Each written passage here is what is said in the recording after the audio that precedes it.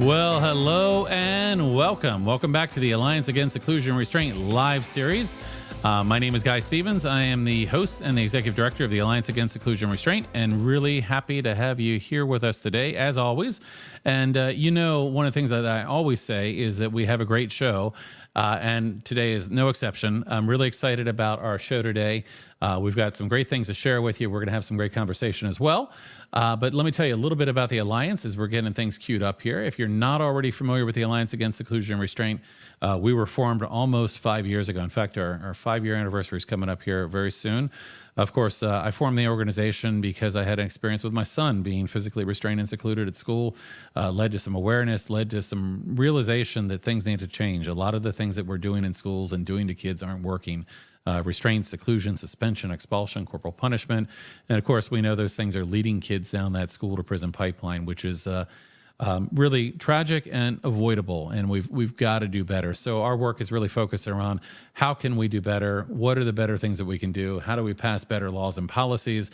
And ultimately, how do we educate people about better things to do so that we can move away from these practices?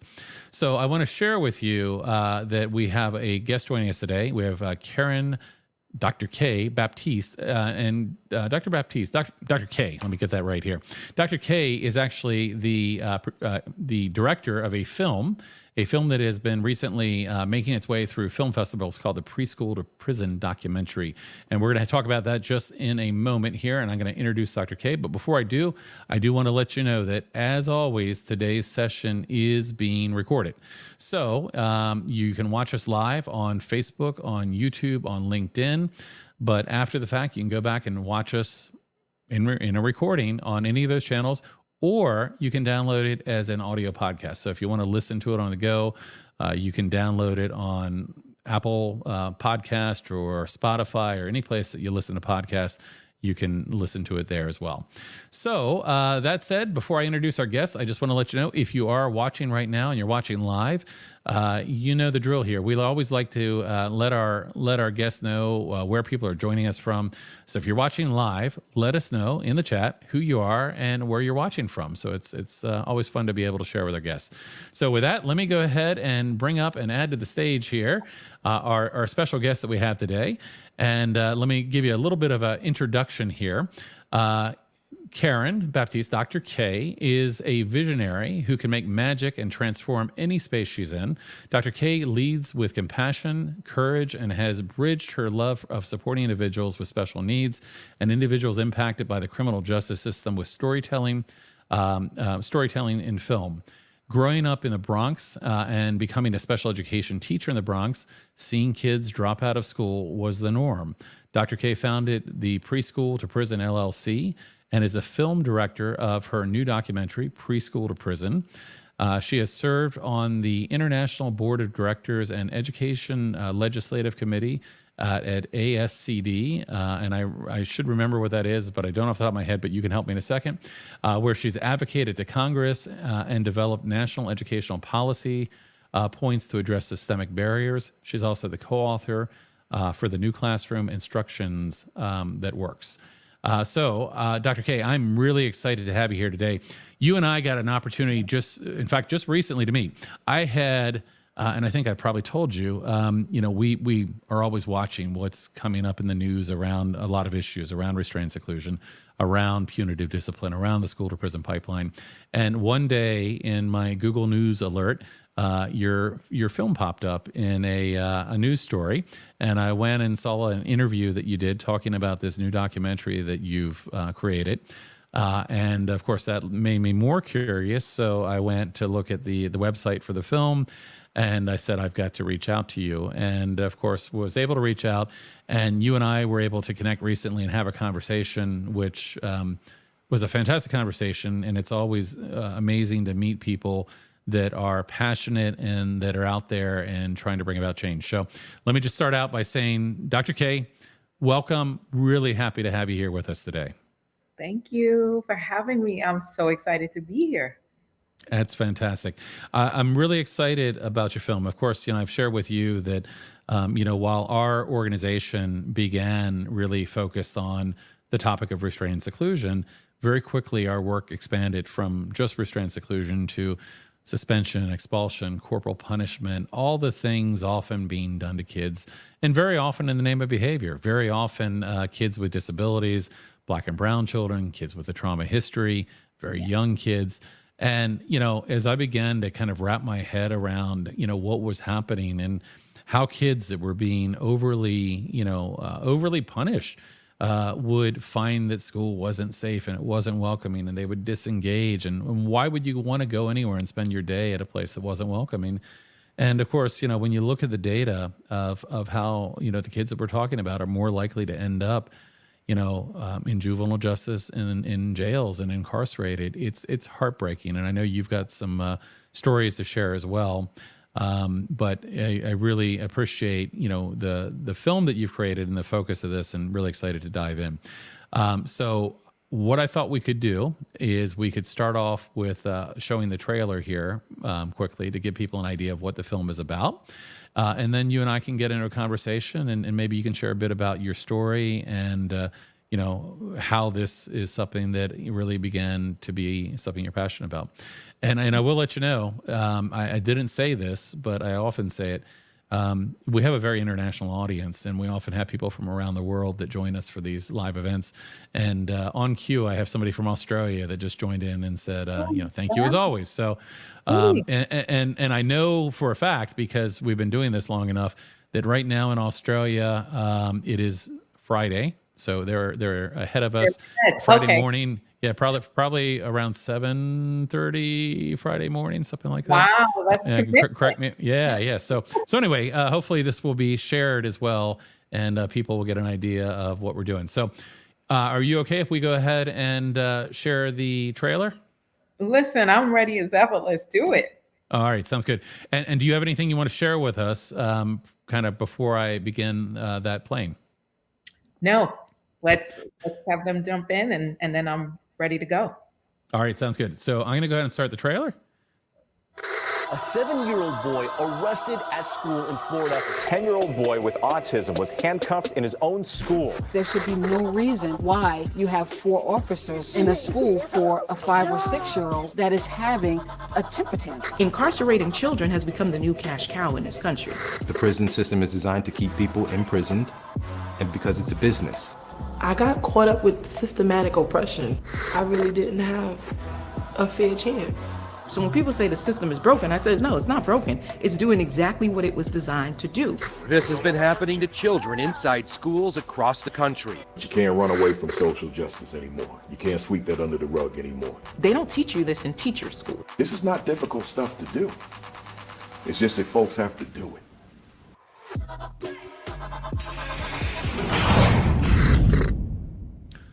So, of course, when I saw that, it resonated with me very, very quickly, because this is so much a focus of the work that we're doing here.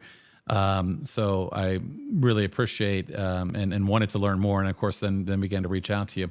So this is an important topic. This is a really important topic because, again, there are so many lives that are being pushed in the wrong direction and so deeply impacted. I wonder if you might tell us a little bit. I kind of went through your intro, but I know there's so much to your story here. Would you mind kind of sharing with us a little bit about your journey and why this is something you're so passionate about? Yeah, I was a special education teacher in the Bronx. I was a para. I held different roles, worked as a behavior specialist in group homes. And so you don't even realize that you get accustomed to seeing Black and brown children be disenfranchised, placed in situations where resources are lacking, support, anything that can provide a quality of life. It's become so normalized that you don't even know something is wrong. And, when I stepped into the public education sector, I was in nonprofit when I was working in a group home as a behavior specialist, which one of the young ladies in the film, that's actually how I met her. She was a child in the group home. And it was just something about her that I was like, why is this kid here? I felt that way about all the kids, but it was something about her in particular. And I followed her journey all those years. And she went from a home to a group home, back into a school, then from school to prison. It just really, it's just really disheartening when you hear her story and what happened. And I ended up leaving and going into public education. And as a special education teacher, I started to notice a pattern.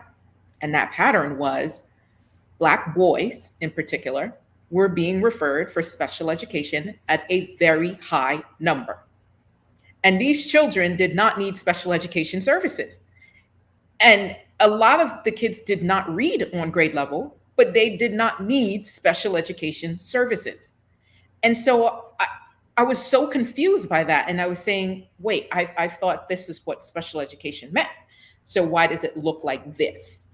And I really just started looking up, just putting in random words in Google about like Black and brown boys, special education, just playing with different tag words. And here comes the school to prison pipeline.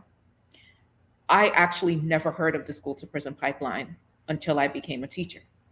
When I went to teacher prep school, it was never discussed. Heard nothing about it. I worked as a para. I was a teacher assistant before I became a special ed teacher. Still never heard anything about it then. Never received any training about it. You just saw it was a copy, cut, paste model. Child doesn't sit, child has a problem, refer child for special education. That was literally the cycle. And so that became normalized. So I thought, oh, that's what we do. If a kid doesn't sit, I get, okay, something's wrong with the child. Oh, and now we have to put in paperwork to refer this child.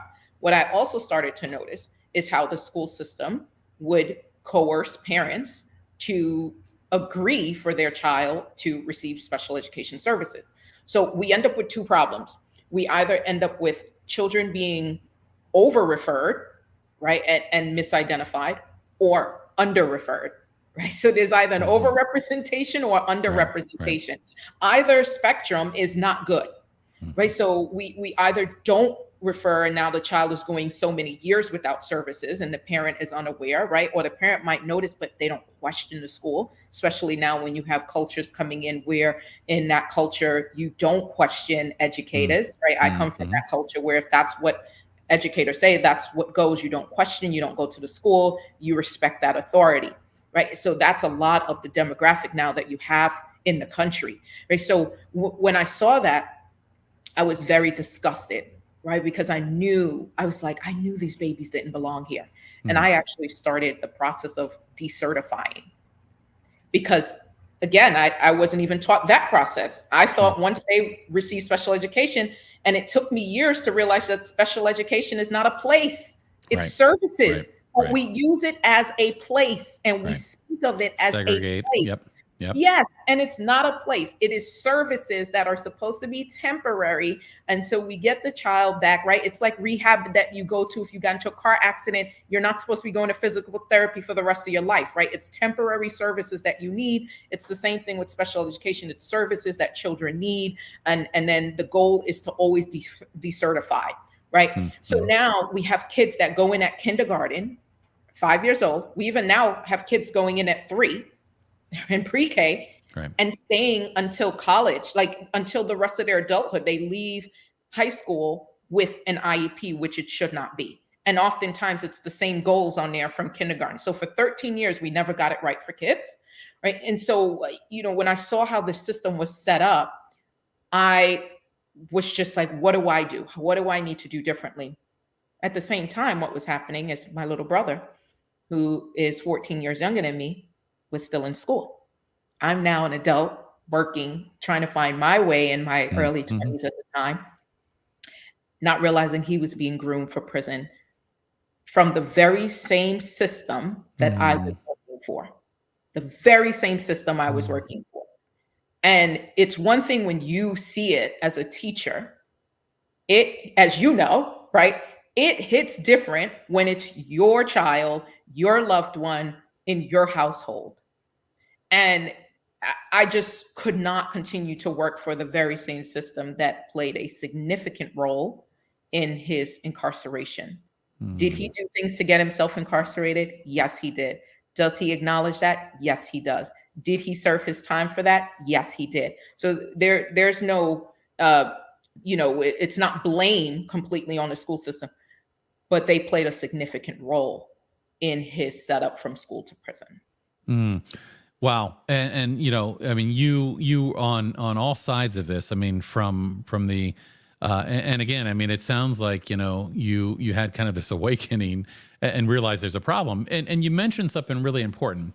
You talked about kind of this idea that, this idea really focused around compliance that well, we don't question the educators. And I think, probably brought this up to you before, but okay, I think in some ways we are products of a very compliance focused system that then puts us in a position where we sometimes are not questioning things that we should question. You, of course, you began to question those things, but that puts you as somewhat of an outlier, right? There's a lot of people that think, well, this doesn't seem right to me, or but this is the way it is, and that's the way I've been told it is, and we sometimes defer to authority blindly, even when things don't make sense, and to some degree. I think that really it goes upstream to a problem that we put so much of a premium on compliance in our current education system, and I think that that's part of what's responsible for, what we see. I mean, and the reason that more people aren't jumping up and saying, hey, this is wrong. We shouldn't be doing this. It takes somebody that, not only has a strong conviction, but is probably willing to put themselves in a position that may bring them some risk or harm, right? I'm sure when you began to question things, it wasn't easy. I mean, what was that like for you as you began to ask these questions? And I mean, I think, again, very valid questions. I mean, I don't know if I've ever even heard that term declassification, because I think it happens so rarely. And you bring up a great point. And of course, there may be children that do need services, throughout their academic career. But, anytime the goal should be, how do we help provide the services and the support that someone needs? And, at some point, the goal should be to be able to provide fewer or pure supports to get somebody what they need. So what was it like for you as you began to kind of question and raise your concerns that you had about this? I mean, did you face any kind of pushback or retaliation, or and eventually, of course, you left because you were like, I just can't do this. But what was it like in those years that kind of came in between? Great question. Depending on where I'm at in this country, response looks different. And I'm very clear that I have no reason to make this up. I'm simply sharing information. And people have the access and the right to go look this up for themselves. This is not made up.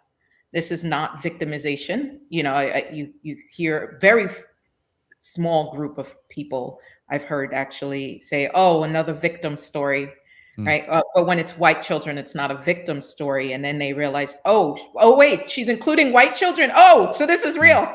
They just assume because I'm Black that I'm only talking about Black children. Right. I'm like, this impacts all children, but it significantly and disproportionately impacts children of color.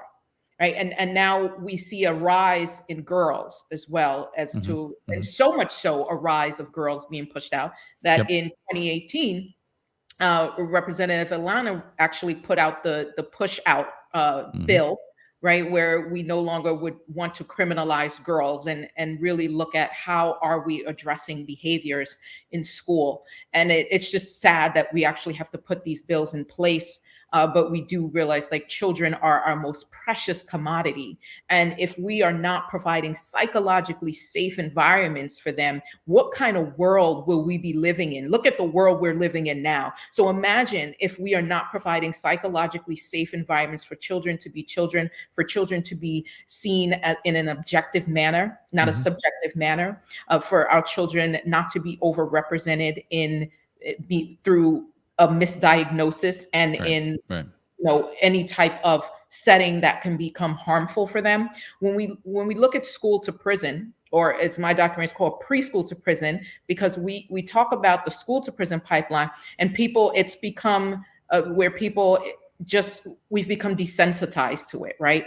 Where it's people get a visual and they start picturing teenagers. And it's easy for them to dismiss that because in their mind, oh, some of them need to go to jail. I've heard that. Or it's the parents' fault, or it's the parents' fault. And Yep. I mean, some of the ignoramus statements that I've heard around that, right? And a 15-year-old is still a child.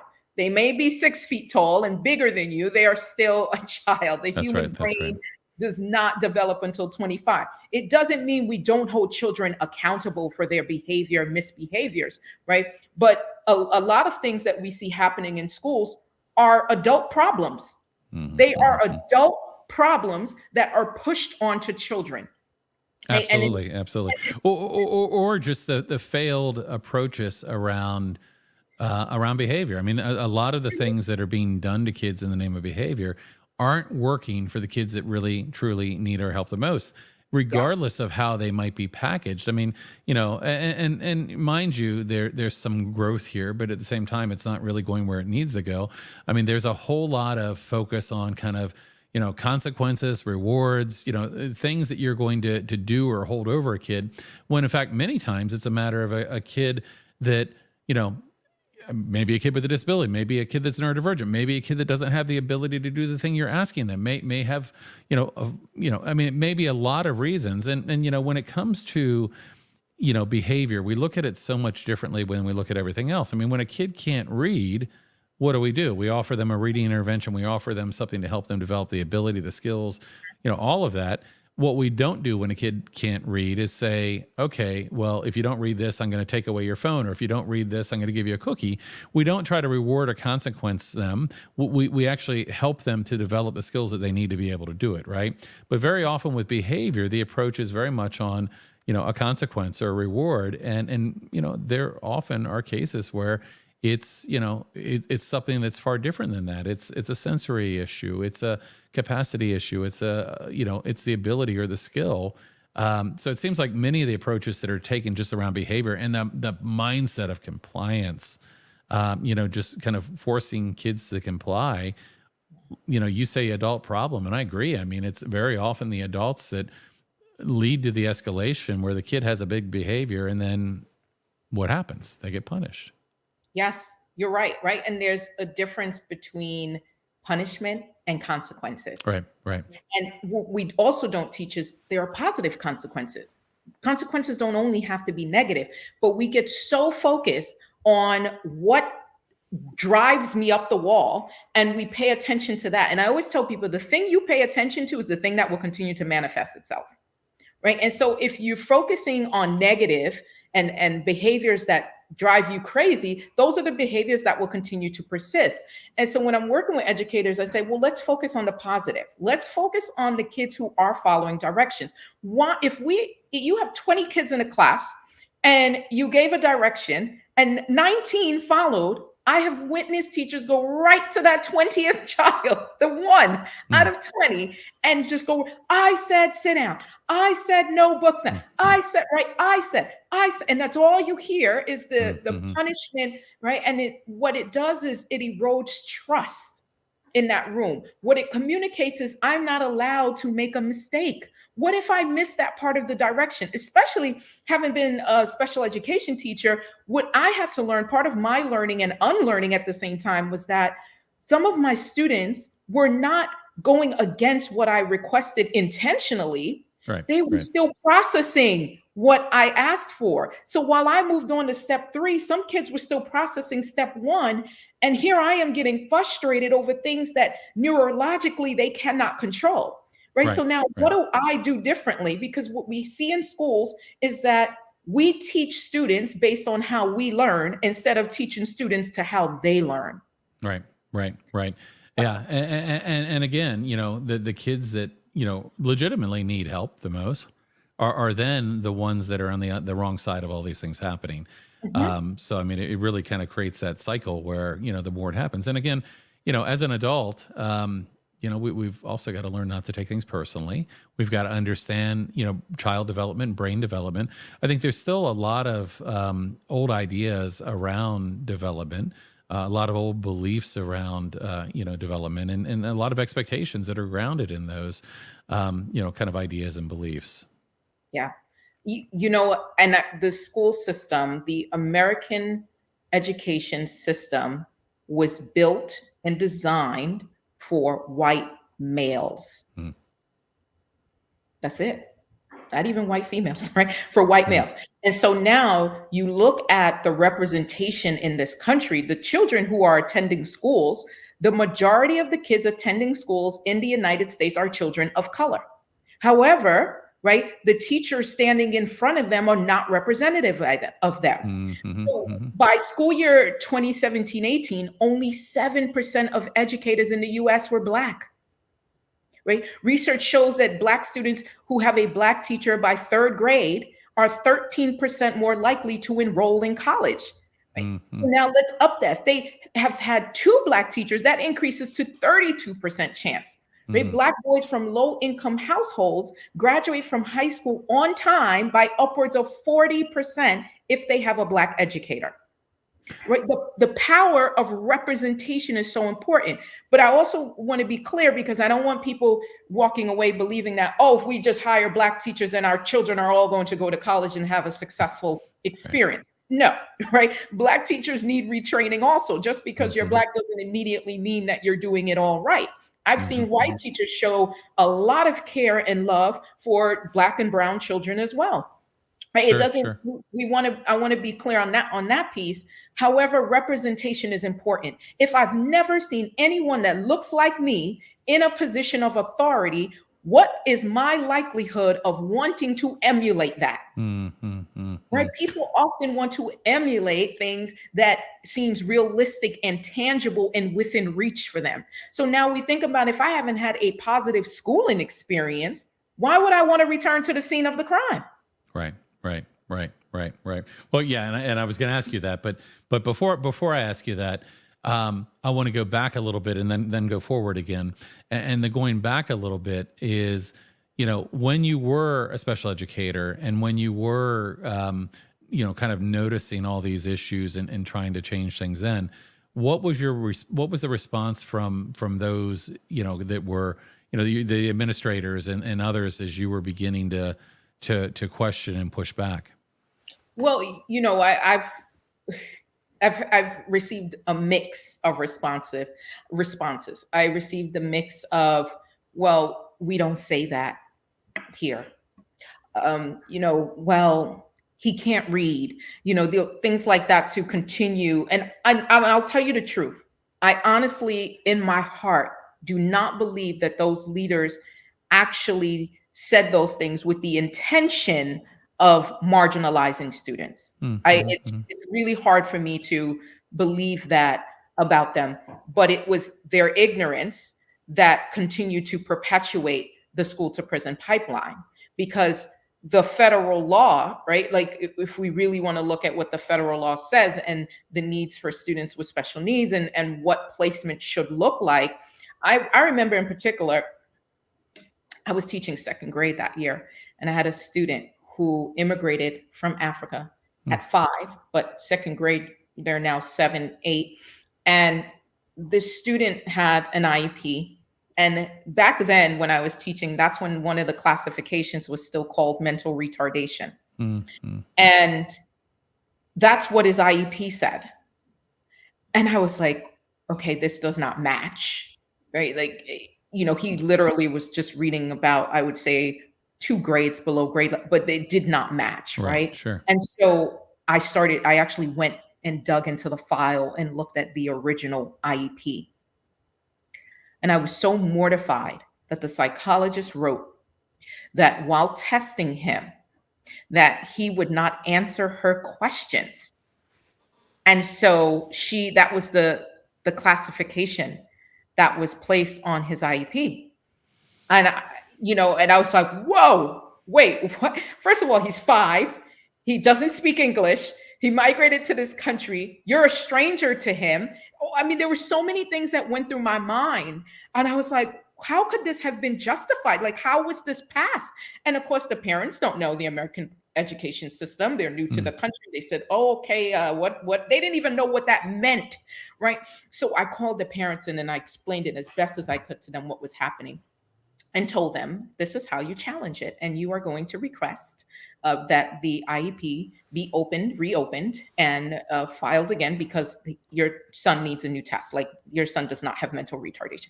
And I remember parents just like crying and wailing and saying, like, they knew something wasn't right, but they didn't know what to say or do. And of course, they opened up. We had to get the whole team on, the whole IEP, and he was retested. And his new classification was other health impairment. That's a huge difference. Yeah, but that very early step could have led down that preschool to prison pipeline, right? I mean, the things that happen when kids. You brought up an earlier point, and it was really great about, people in their mind. When you talk about school to prison pipeline, and they're picturing a 15 or 16-year-old, and I mean, all of this punitive discipline, restraint, seclusion, suspension, expulsion, corporal punishment, the number of preschool children and kindergarten children that are being subjected to these punitive things, and so early, when there's such tremendous potential and so much hope, and so early kids get put onto this this pathway. So I guess the question for you, we know kind of at a high level, and you can fill in blanks here, but we know kind of the many factors that lead to that school to prison pipeline. What can we do to turn the tide?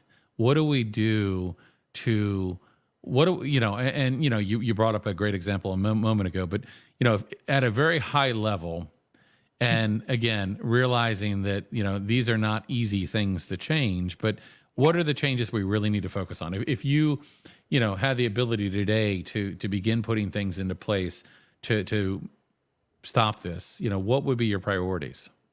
So I have 3 areas. Okay. First, I'll start with universities. This is where we want to grab teachers coming in, because at this point it's harder to unlearn. And so people have been in the system for so long, we still need training there, but training looks a lot more intense. If we can grab educators coming in that pre-service level and really start at the university level on making preschool to prison part of a course that people have to take. Like, this should be part of any type of leadership development, teacher leadership development and training, and really having to explore, what does that mean? What is it? I wish I learned about that when I was in college, going through teacher prep program, and having that, because we're setting teachers up for failure, right? This isn't, and when I talk about preschool to prison, this isn't a blame on teachers. They're brought into a system that is already designed for children to fail, right? And then they're forced to perpetuate it. They don't even realize they're perpetuating it. Some do and don't know what to do, and they sometimes feel like they're the only ones who sees what's going on, but it becomes so burdensome that it's just too much for one person to take on, right? So we need to start at the university level through courses, the law, understanding that. I, was teaching special education and the law across the globe, and having educators dig through, like, what does that mean? Or when you have a child that's referred, what are the federal policies? What are the state policies, local policies? How are they rolling up into one another? All of these things should be part of it. Every teacher also, no matter what their study is, their course of study, even if they are not going for a special education certification, every teacher should be leaving college with a special education distinction attached to their degree, where they have to take courses in special education, because we cannot continue to say it's acceptable that, I don't know how to teach those students.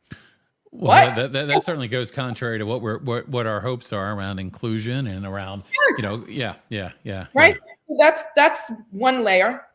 Another layer when I talk about, and then let me just pause you there real quick. You're actually doing some work in that vein, aren't you? I mean, aren't you?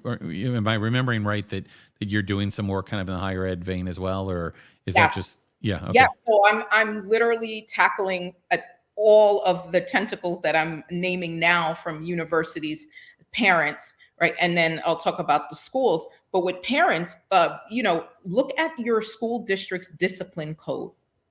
That is public knowledge, and it should actually be housed on every school district's website.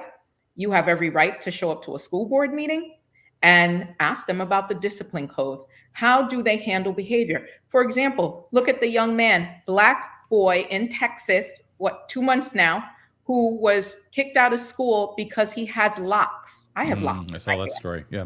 This was 2023. In 2023, we're still removing Black children from schools because of their hair. Right. And now we have organizations pushing for the Crown Act federally. Like we're so racist that we need to have a hair act in this country. I mean, that we have to punish people based on how their hair grows out, and then he chooses to style his hair wearing locks. And then they came back and said, well, our policy says, right. Where they go with that? Our policy says you can't wear your hair past your shoulder. Nonsense, right? And so now the parents are suing, rightfully so. Right. But I mean, this is the nonsense. And then the superintendent puts out a whole page, an ad recently defending this atrocity of a decision made and the blatant racism of it, right? But they don't want to call that out. And so how many, I have to question, how many white students did you suspend who has their hair in a ponytail and wears their hair past their shoulders? Are we suspending girls too? Right? Like, I mean, it just gets to be so ridiculous. And you think about, can you imagine a child's life being upended because of how they wore their hair? Their hair did not assault anyone, right? My hair, right? And so these are the things that I push for parents at the basic level, right? The basic level that you have every right to question. When we talk about school districts should also be looking at their policies, right? Their discipline codes, and looking at who are our policies impacting the most. Right? Where is disproportionality happening? Do we have disproportionality happening with just Black children? Do we have it happening with just our children with special needs? Do we have it happening with our children who are migrating? Do we have it happening with our Native American students? Where is the disproportionality happening in our district? Right? What is the language we're using? Where did these policies come from? And I always ask people, where did this come from? Because I'll tell you what happens is that a lot of these policies are based on what annoys people the most, right?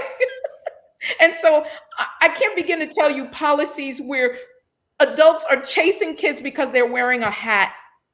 Right. Like that's where you're spending your time, right? Because in my mind, and I've heard educators say, well, I don't think wearing a hat is professional. How often though does a power struggle or that demand for compliance then escalate into something that really is going to have a bad outcome for the kid?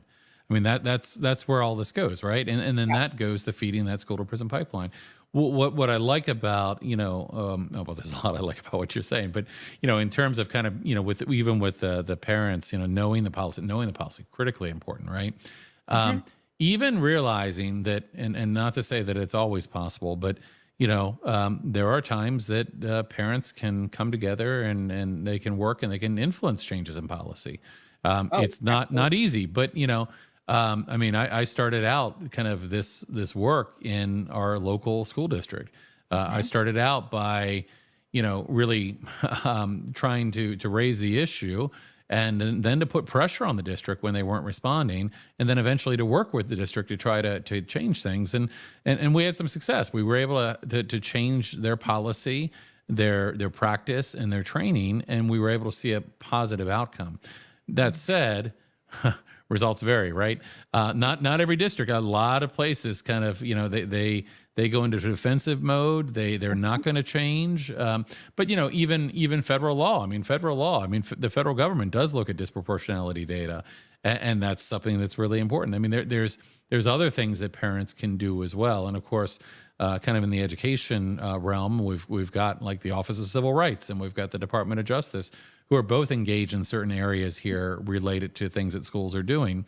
But they also need parents to reach out. There are cases, and you probably, I'd love to hear what you have to say about this, but one of the things that I guess is upsetting, maybe that may not be the right word, but it's upsetting because, parents are often on the, wrong side of having these things done to their children. Mm-hmm. They are, they are doing their best they can to, work their jobs and put food on the table and pay their bills and raise a family and do all the things that they're doing. And they're going through these, these issues with the school. They may have come from a background where, they were taught not to question authority, right? So they don't want to question the school. But, what we see is that parents are sometimes afraid. They're afraid to question, or they're afraid to speak up because there's retaliation. Yes. And there's retaliation that happens against parents. There's retaliation that happens against educators. And I mean, it can get pretty nasty as well. So as a result, one of the things that happens is, there might be an issue going on in a school or in a district, and there are people that are concerned about it, but they're afraid to go speak to the Office of Civil Rights or to put a complaint in or to do something. So what's your experience with that? And and again, I get it. I mean, I get it from, the perspective of, being a parent and kind of taking on a system, and it's not easy. But without voices speaking up, these things are allowed to continue to happen. So how do we support and encourage parents to come forward to speak up when these things are happening? Yeah, and there's so many different layers to this, right? Like, one of the things I share with schools is that, are you a school in a community, or are you a community school? Right? Are you just here to teach students? Because when I look at mission and vision statements or all these plans, it always says students and families, right? Communities and families. Mm-hmm. But then we often exclude the families, right? And so as a school, our job is not just educating the child. The child is attached to a caregiver. Right? So how are we creating a welcoming space? A lot of our parents don't know what they don't know. And if me as a parent didn't have a good experience in school, and especially if I haven't even went to college, a lot of parents, if I'm getting a call to come into a building, most times I'm meeting with 4 and 5 people who are with masters and doctors. There's an intimidation factor there, right? And who is my advocate? There are 5 of you sitting at this table, and I'm saying, did we think about this? Therefore, 5 people came in this room to sit with this parent to tell them everything wrong with their baby. Right, because no matter what that child does, that child is the apple of their eye. And it doesn't mean the parent wouldn't discipline and be on board. But the minute you bring them in and there's an attack, my job as a parent, I'm the chief advocate for my child. Right. And so I'm going to go on the defense to protect my child. And then the response that I hear from educators is the parents are not on board. The parents don't follow up at home. There's no handbook that comes with parenting, right? At least in education, there's some form of training, right? Coaching. You get a certification. Does that mean you know everything as an educator? Absolutely not. Does that mean that the burden should be solely placed on educators? Absolutely not.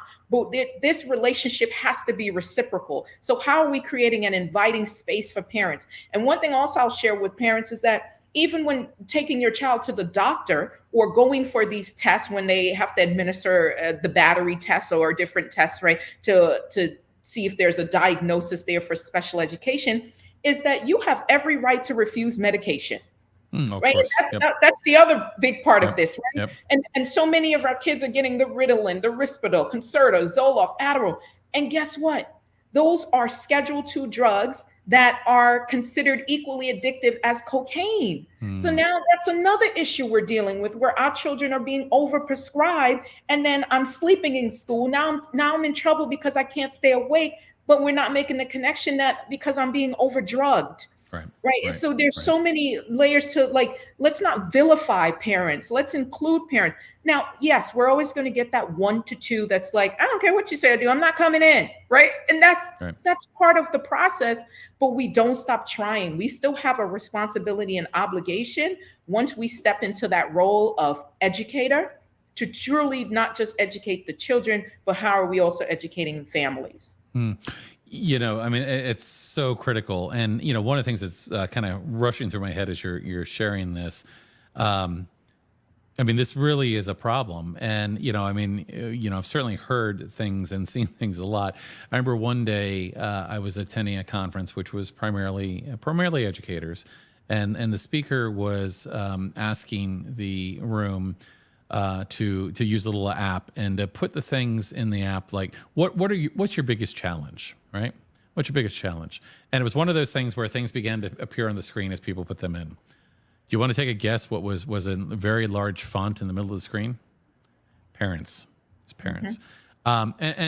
There's a us versus them is never a good mindset. Us versus them has led to a lot of very bad things. But unfortunately, it's pervasive sometimes. And what we find is that there's this mindset, and it's blame the child, blame the parents, and again, I don't want to paint with too broad of a brush here, but for example, I'm a huge advocate for trauma-informed approaches, right?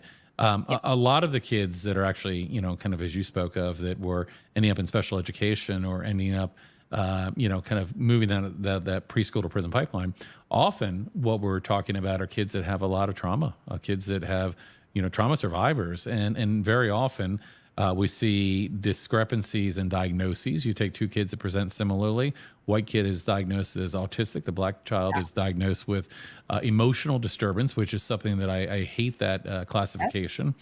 We should call it what it is. These are trauma survivors that need our support. They're not, But at any rate, as you look at all of this, one of the things that I always come back to is this idea that you can't be trauma informed just towards the kids. Like you've got to be trauma informed towards the families and the parents. And, we've got a lot of generational trauma that gets manifest, kind of in the schools and in the classrooms, right? Kids that are carrying in trauma, kids whose parents have brought in trauma.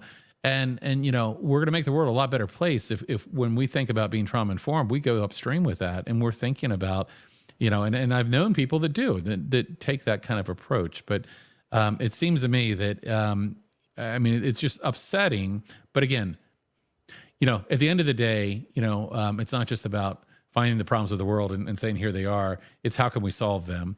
And that's why raising awareness is really important. But, part of this is about solutions as well. How do we shift that? And I know that's a really big question. And if you had the answer to that, it'd probably be a pretty big deal. But, what can we do to shift that more, though? I mean, that how do we shift away from kind of the us versus them that often leads to the child being the one that's caught in the middle suffering? I'll tell you, a lot of this has to do with leadership.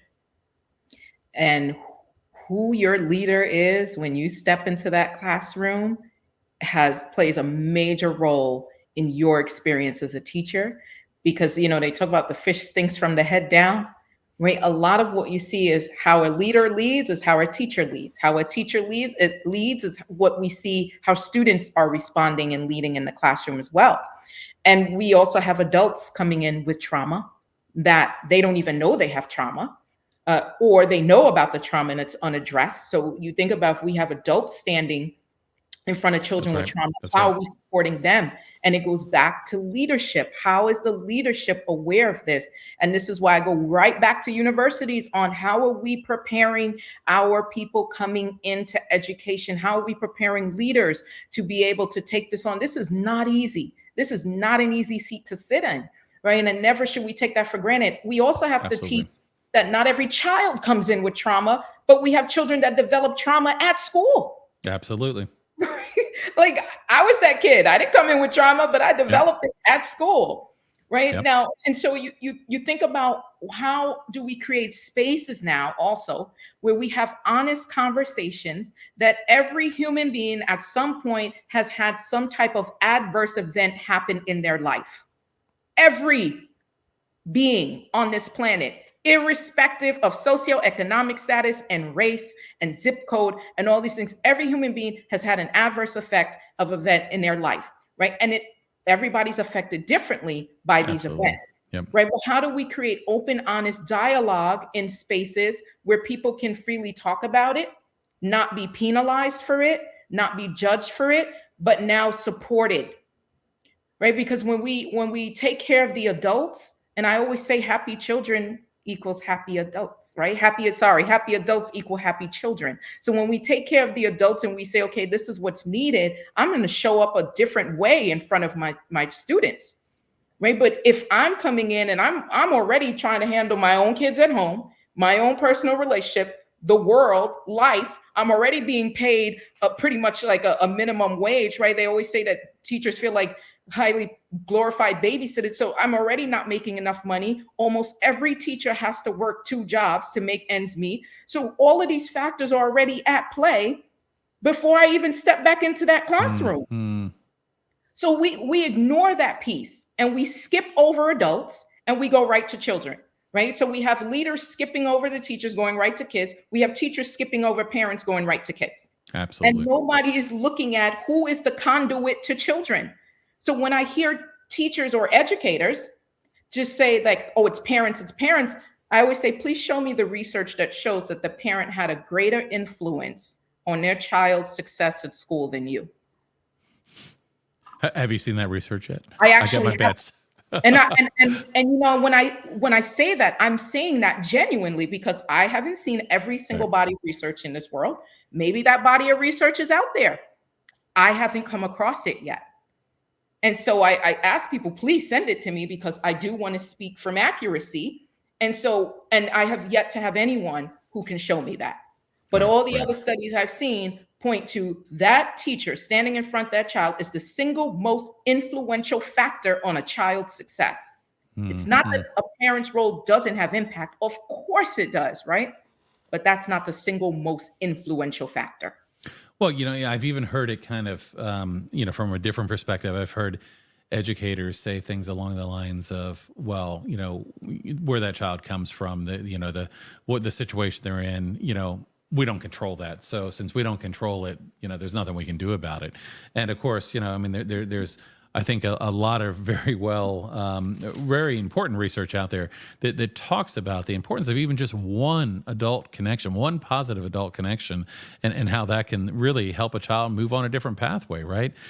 You know, be that person for the child who may not have that situation at home.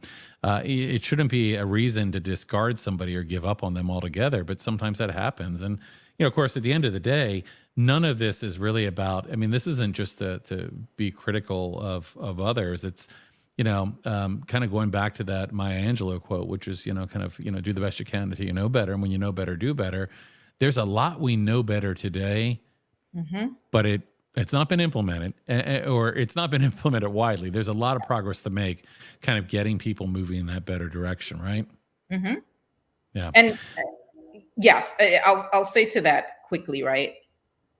I do have a lot of educational institutions that reach out and they know something's wrong. And this is the start, right? But they don't know what to do because this is monstrous. Right. And so I get excited when people reach out. I'm saying, don't be afraid to reach out. You have to start somewhere, but don't continue to act like it doesn't exist. It will rear its ugly head in one way or another. The more you ignore it, the more it will become present. And so start somewhere, like bring in organizations such as mine and other organizations aimed at, like you're doing the work as well, you know, and bringing in these organizations where we can help you find your way. And sometimes it's better for you to bring someone from the outside in because we're coming in objective and we can help you with blind spots and to see things that you don't even know is there. And I, you know, throughout the workshop, you know, and I told you about the dismantling the pipeline workshops here.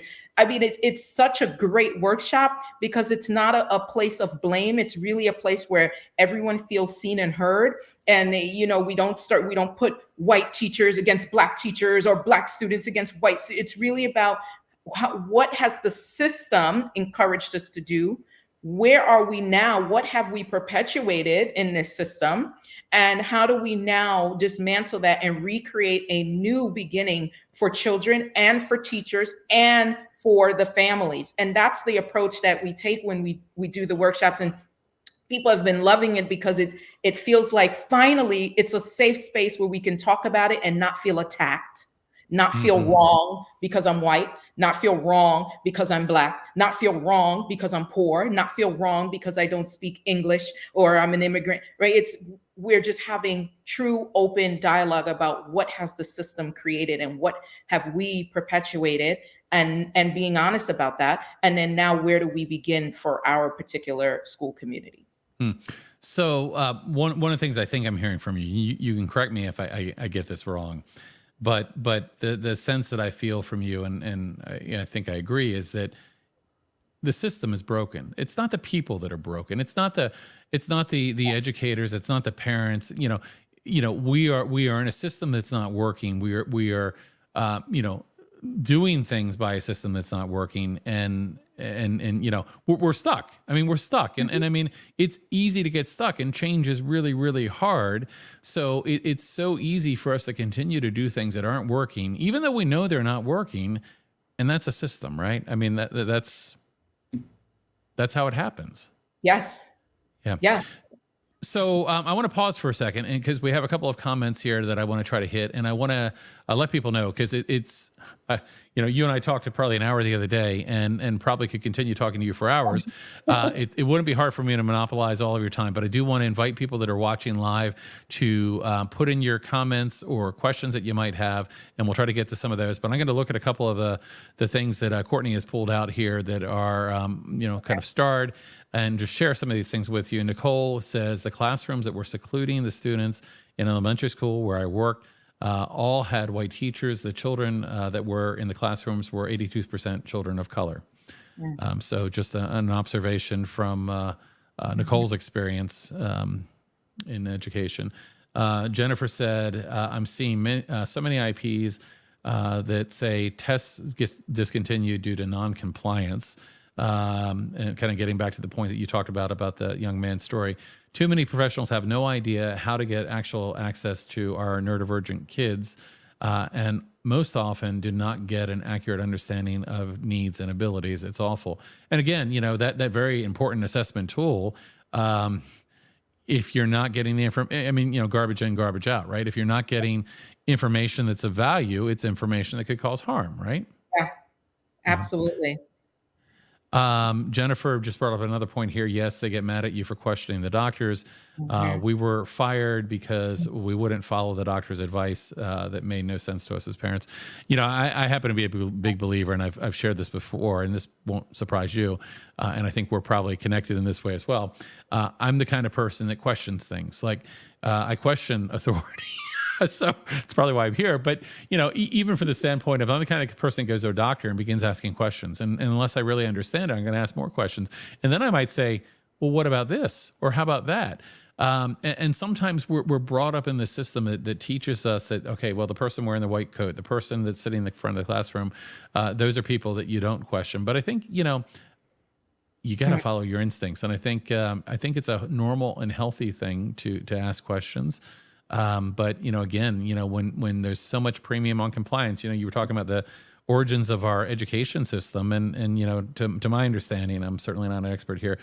Part of the other underlying factor, or one of the factors around the formation of our education system, was really about developing compliant factory workers. Right? I mean, it was Industrial Revolution, and how do we get people that are going to follow directions? And we still. That's heavily our focus today. And we're not fostering so much fantastic potential. We're in fact, the kids that may be the ones that question things or have different ideas are often the ones that are being pushed down. Yes. I still have hope that Generation Alpha is going to save us.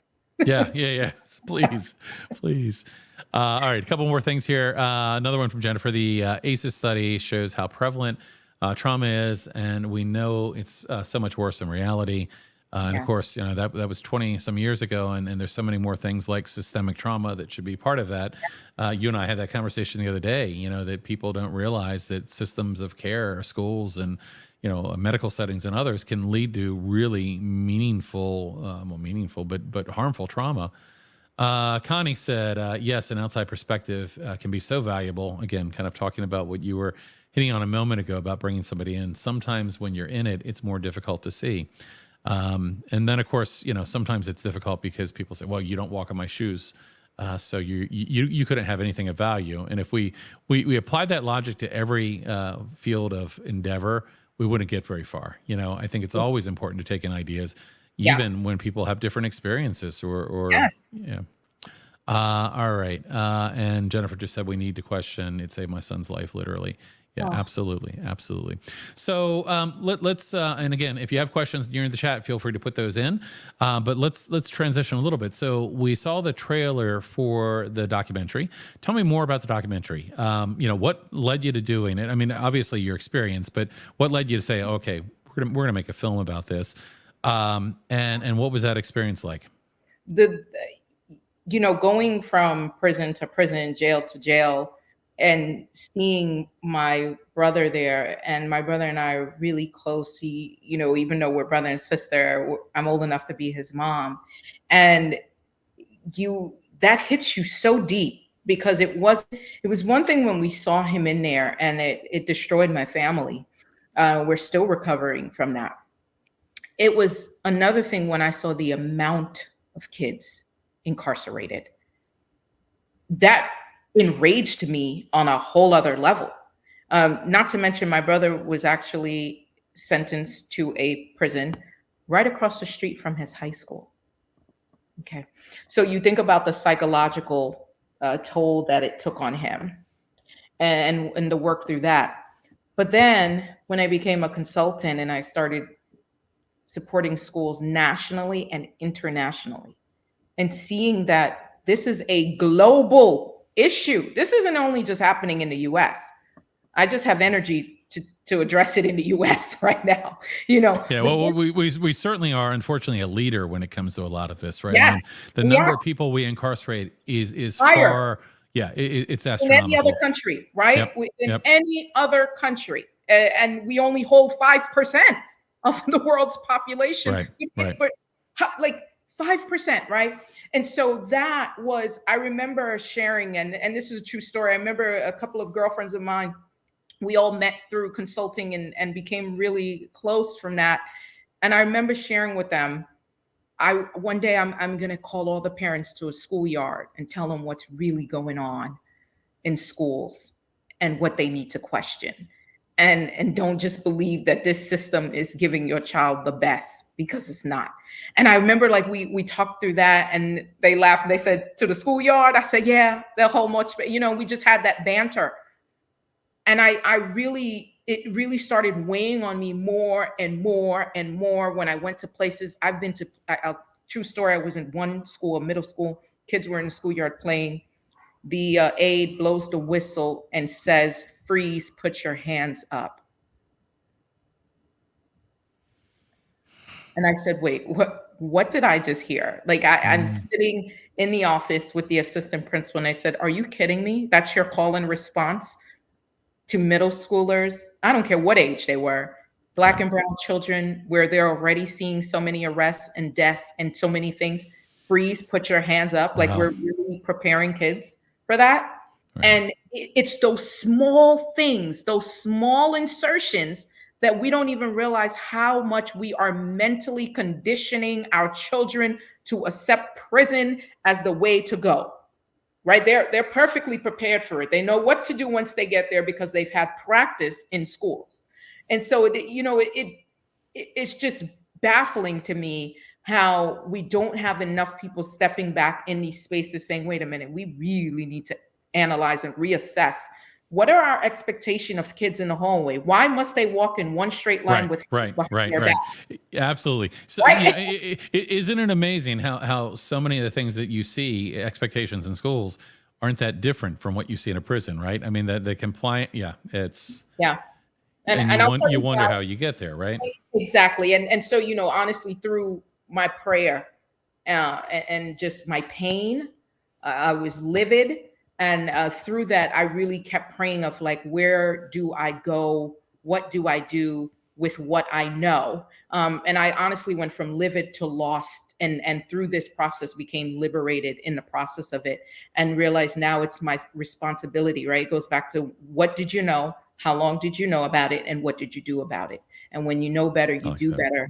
And I have a responsibility, and I don't take that lightly, to share this, with people, bring awareness, but not just bring awareness, but now how do I teach people what role they can play in dismantling the pipeline? Everybody's not placed here to do it at the level that I'm doing it or at the level that you're doing it, right? But everyone has a role in this, and it's understanding what's your role and how can you still be a part of the solution.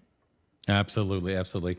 I felt that in my heart as you said that. I really did, and I, so value, what you're doing here. The documentary. I had an opportunity to view the documentary, and it's the full documentary, and I really appreciate kind of what you're doing. This isn't easy. In terms of the documentary, where can people see it? Because I know right now that it's kind of doing the film festival route, but where can people see it now? And kind of when might they be able to see it in other places as well? Can you tell us a little bit about that? Yes, we have February is a pretty packed month, and we anticipate that 2024 is going to be another jam-packed year for film festivals for us. We are showing twice in February in Los Angeles at the Pan-African Film Festival and at the Golden State International Film Festival. We're showing at the Oklahoma Black Film Festival as well. And then we are screening twice in New York City, one at New York Public Library on February 28th, and on February 29th, we'll be screening at Lehman College. That would be a public event in the evening. But I will say, please go to Instagram, follow us on Instagram or even Facebook. At Instagram is at Preschool, and the word TO is spelled out. It's not the number 2, right? Preschool to Prison Doc, DOC. You'll find us there. And then if you look us up on Facebook, it is Preschool to Prison Documentary is what the name of our page is on Facebook. But we do post updates. You do want to follow us there because we do post updates there. And you could see pictures of events that we go to, and you just get to see a lot more stuff that we got going on. But we are definitely active. And we are out here really campaigning hard to get awareness out there to everyone that we really need to address the preschool to prison pipeline, and not just address, but dismantle it and rebuild the American education system. Amen. Jennifer asked if there'll be virtual screenings. So are there opportunities for people that might not be in an area that there's a film festival, or might there be in the future? Yes. So Pan-African Film Festival, and I believe I have to double check with the Golden State International Film Festival. Once we make an agreement with the film festival, then we'll let you know if they're going to screen it virtually. I do know Pan-African Film Festival is going to screen it during the month of March. So we'll definitely, if you're following us on social media, we always post when there's a virtual screening, and we post the link for you to be able to attend that virtual screening. So yes, there will be virtual screenings to answer your question. Fantastic. And if you ever think about it, share with me the link, and I'll share it with our audience as well. We'll try to keep an eye out for it, though. So this has really been a great conversation, and I appreciate the opportunity to talk to you about this and the work that you're doing. Let me just ask you kind of one final question I have, and if anybody, I'll give you your last call here. If you have any other questions in the chat, feel free to put those in.